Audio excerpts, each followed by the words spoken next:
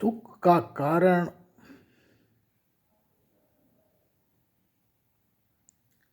हमारे द्वारा अपनी ऊर्जाओं का दुरुपयोग,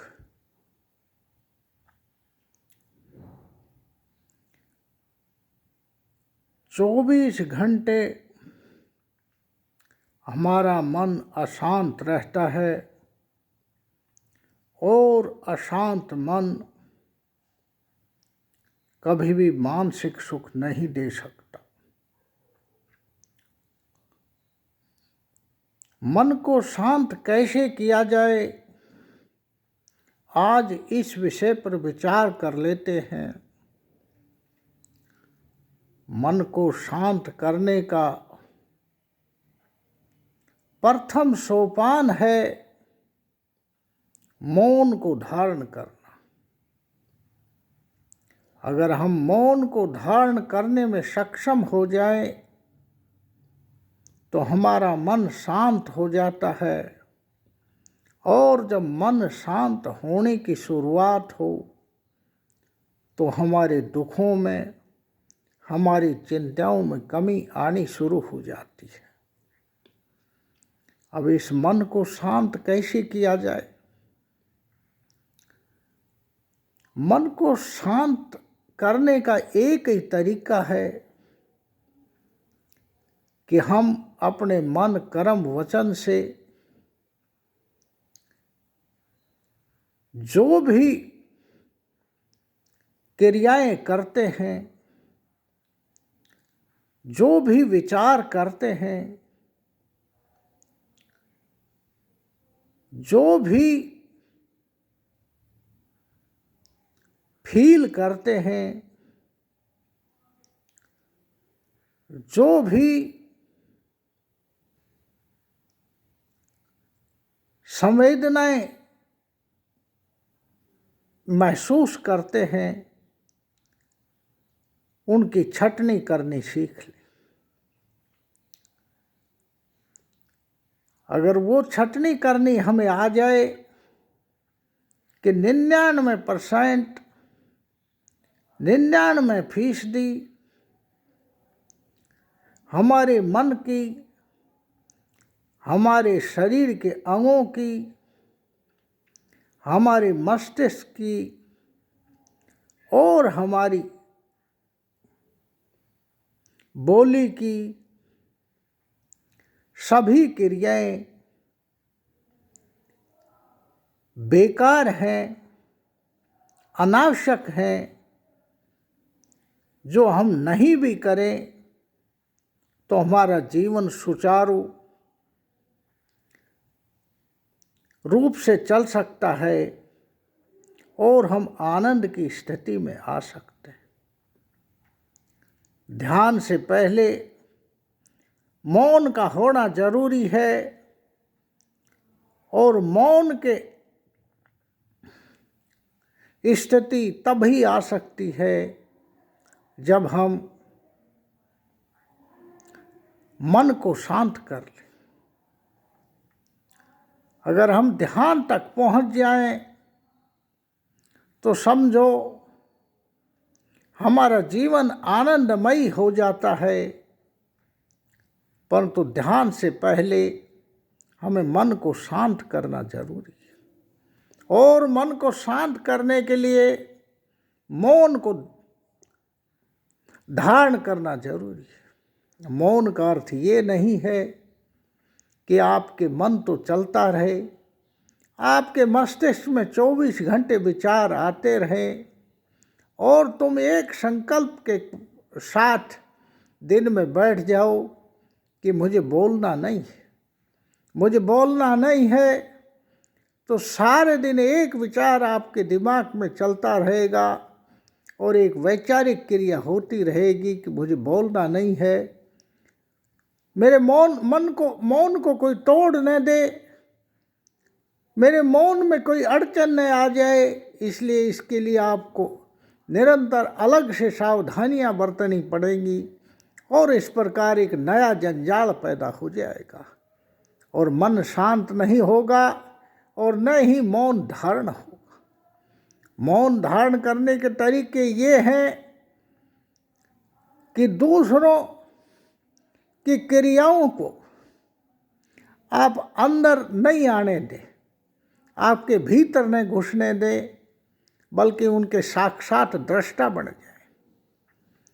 हम सुबह सुबह उठते हैं तो सुबह उठते ही हमें दैनिक क्रियाएं करनी हैं हमारे शरीर और मस्तिष्क को स्वच्छ रखने के लिए। परंतु हम जो करते हैं, हम चाहते हैं कि सब वैसे ही करें, अर्थात वैसा का वैसा दूसरों को कराने की सोचते हैं। इसलिए मन हमारा शांत होने की जगह अशांत हो जाता है। अगर हमारी दैनिक क्रियाएं हम खुद ही करें, खुद के लिए ही करें और पूरी कोशिश करें कि तन्मयता से हम सुबह सुबह की दैनिक क्रियाएं करेंगे और दूसरे लोग हम जो कर रहे हैं ऐसा करेंगे, इस प्रकार की अपेक्षा भी नहीं करें, तो हमारा मन शांत हो जाएगा और हमें बहुत कुछ बोलने की सुबह सुबह ही ज़रूरत नहीं पड़ेगी। यही मौन की प्रथम सीढ़ी है, अर्थात आपके मौन की शुरुआत होगी। अब जब आप दैनिक क्रियाएं करना ख़त्म कर दोगे तो उसके बाद आपको अपने भोजन और भजन की आवश्यकता होती है। अब भोजन की व्यवस्था के लिए आप एक योजना बनाते हो और ये आशा देखते हो कि इस प्रकार की योजना का भोजन दूसरे आपके लिए तैयार करके देंगे, अर्थात आपका पूरा परिवार, आपके नौकर चाकर सब उसी काम में लग जाए। तो उसके लिए आपको अलग टाइप से बोलना पड़ेगा, आपको आदेश देने पड़ेंगे। और जब आदेशित करोगे दूसरों को तो आपको बोलना पड़ेगा, क्रिया की प्रतिक्रिया होगी और जिसका परिणाम होगा कि आपका मन शांत नहीं होगा और न कोई मौन धारण होगा। इसलिए अपने भोजन की व्यवस्थाओं के लिए दूसरों पर निर्भर न रहे और निर्भर भी रहना है तो उनसे ये अपेक्षाएं नहीं करें कि जैसा भोजन आप चाहते हो वैसा भोजन तुरंत वे तुम्हारे लिए बना देंगे और उसमें अगर कोई कमी है तो आपके आदेश से दूसरा भोजन बन के आ जाएगा। और अगर आप आदेश देते हो तो आपका मौन अपने आप भंग हो जाएगा। आदेश का अर्थ होता है अहम, और अहम जब आपका खड़ा होगा तो आपको बोलना भी पड़ेगा, आदेशित भी करना होगा, आपका अंदर का मौन भी टूट जाएगा। इसलिए भोजन में बहुत ही साधारणता, आपको बहुत सिंप्लिसिटी रखनी है, बहुत ही सिंपल रहना है और जैसा भोजन उपलब्ध हो, समय पे उपलब्ध हो, उसको लेने की आपकी क्रिया होनी चाहिए। यहाँ आपका मौन धारण हो जाएगा। इसके बाद आता है आपका दैनिक कार्य। आपके जीवन यापन के लिए जो काम आप करते हो वो काम आप करिएगा, परंतु ये आशा मत देखिएगा कि जैसा आप सोच रहे हो, जैसा आप विचार रहे हो, ऐसा ही लोग दूसरे भी सोच रहे हैं, दूसरे भी विचार रहे हैं, दूसरे भी उसको फॉलो कर रहे हैं, दूसरे भी अनुसरण कर रहे हैं। इस प्रकार जीवन के किसी भी हिस्से में दूसरों से वैसी आशा मत करना जैसा तुम आप सोच रहे हो, खुद के लिए, खुद की तैयारी के लिए, खुद की कमाई के लिए। इसके लिए आपको बिल्कुल मौन रोक रहकर अपनी योजनाएं बनानी होंगी और खुद ही उनको क्रियान्वित करनी होंगी और दूसरों का सहयोग भी बड़ी शालीनता से, विनम्रता से आपको लेना पड़ेगा।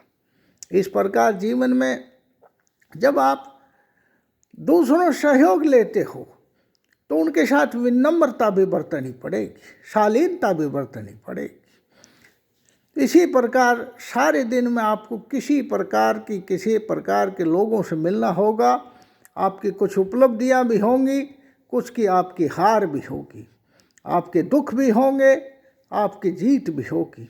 जहाँ जीत होगी उसका ढिंढोरा तुम्हें नहीं पीटना है। ढिंढोरा पीटोगे तो आपको बहुत कुछ बोलना पड़ेगा और बोलना और प्रचार करना पड़ेगा और इधर क्रिया की प्रतिक्रिया होगी, ईर्ष्या और द्वेष पैदा होगा और उस ढिंढोरे का परिणाम ये होगा, आपका मन विचलित होगा और क्रोध आएगा, अहम को खुराक मिलेगी और अहम बढ़ता जाएगा, जिसका परिणाम होगा कि आप खुद ही दुखी होंगे, क्योंकि चारों ओर की परिस्थितियाँ आपके विपरीत होनी शुरू हो जाएंगी। कुछ तो यशगान करने वाले खड़े होंगे और कुछ आपके विरोध में बोलने वाले भी खड़े होंगे, और विरोध में बोलेंगे भी नहीं तो चुपचाप वो आपका काट फाँस करेंगे। इसलिए आपकी जीत को बहुत ज़्यादा प्रचारित मत कीजिए। और अगर आपकी हार होती है तो आप इसको बहुत ज़्यादा बोलिए मत, बहुत ज़्यादा लोगों को अपने दुख को बांटते मत फिरिए, क्योंकि कोई भी आपके दुख को सुनने वाला नहीं होगा, और सुनेगा भी तो उसको प्रचारित करेगा और उसको आपका अपमान होगा और फिर अपमान की प्रतिक्रियाएं होंगी। इस प्रकार आपका मन विद्वेलित होगा। इसलिए किसी को भी अपने दुख को जगह जगह मत बांटिए, जगह जगह प्रचार मत कीजिए, ऐसी जगह पर मौन धारण करिए। दिन में ऐसा भी होता है कि कोई दुखी लोग आपके पास आएंगे, अपना दुख रोएंगे, तो उनको सुनना सीखिए, परंतु तीसरी जगह कभी भी उस दुख को प्रचारित मत कीजिए। अगर उसको प्रचारित करोगे तो समय आपका मन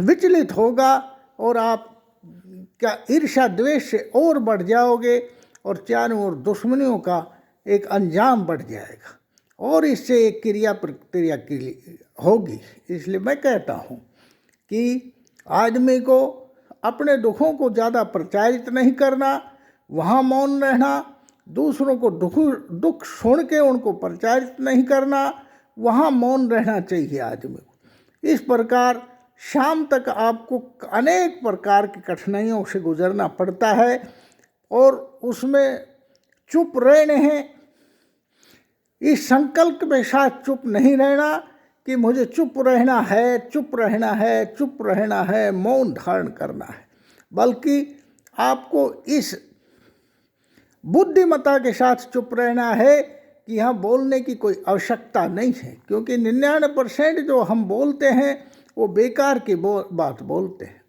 जहाँ कोई विषय आपसे संबंधित नहीं हो तो वहाँ मत उलझिए।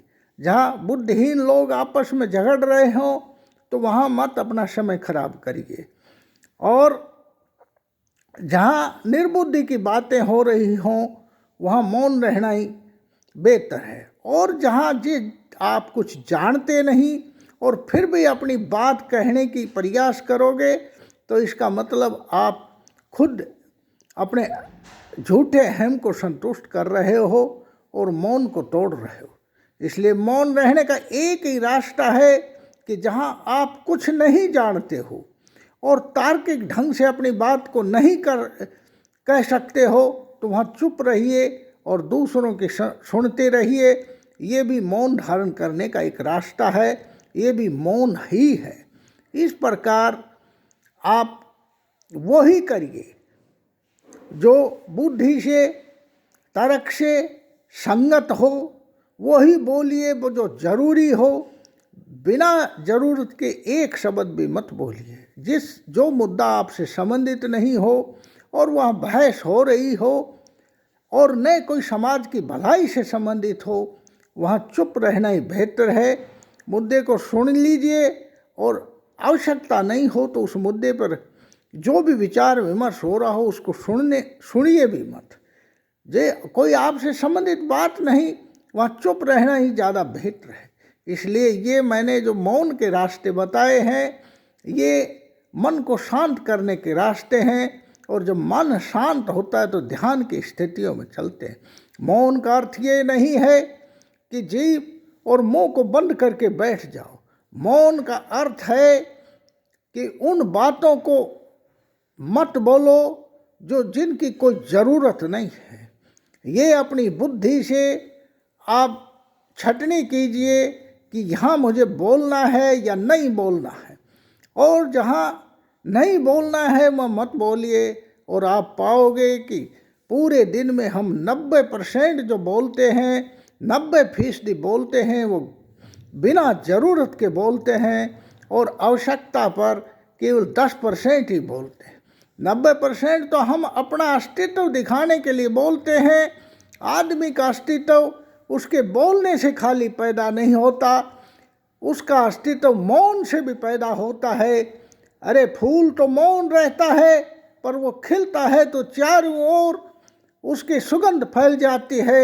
इस प्रकार हमारा स्वाभाविक मौन धारण होगा तो फूल की तरह हमारे मौन की सुगंध भी हमारे अस्तित्व को दर्शाएगी और खुद को शांत करेगी, आनंदमयी बनाएगी और दुनिया को भी शांत करेगी और दुनिया में भी शांति फैलाएगी। इसलिए मौन को धारण करिए, स्वाभाविक मौन को धारण करिए।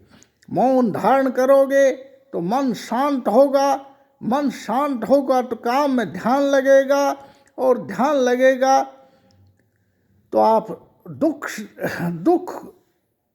दूर कर पाओगे और मानसिक सुख पैदा कर पाओगे और ये मानसिक सुख ही शांति को जन्म देगा। धन्यवाद, थैंक्स। बात अच्छी लगी हो इसको प्रसारित करें, वीडियो को शेयर करें अधिक से अधिक लोगों में और चैनल को सब्सक्राइब करें।